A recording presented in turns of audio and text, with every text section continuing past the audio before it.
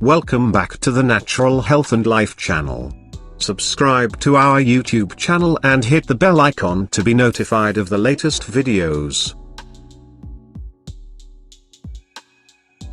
How to do lazy keto. While the keto diet is becoming even more popular, you may not realize that there's more than one variation to this low-carb, high-fat craze. The type we are talking about is called lazy keto. There are no hard set rules regarding your calories, fat or protein intake with lazy keto. Basically, you just try to eat high fat, low carb, and moderate protein. You know the rules, but you aren't strict about monitoring them. Instead, you take a lazy approach.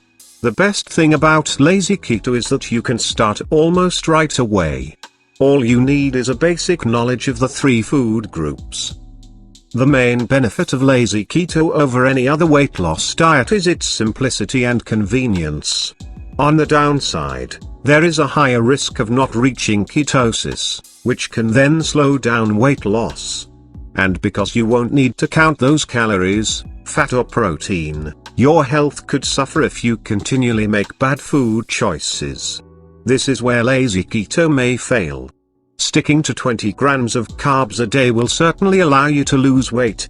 But you can't eat a bunch of unhealthy food and expect that you won't pay a price in the long run.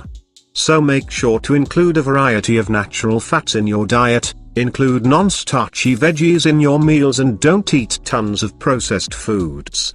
This means adding one new rule to your diet. Consider the nutritional value of the food you eat, and not just its carb content. That way, you have all the advantages of the lazy keto with no drawbacks. It's easy to follow, will help you lose weight fast, and it's healthy too. Have you tried lazy keto? Let us know what you think in the comment box below. Don't forget to hit the subscribe button. Thanks for watching and see you on our next video.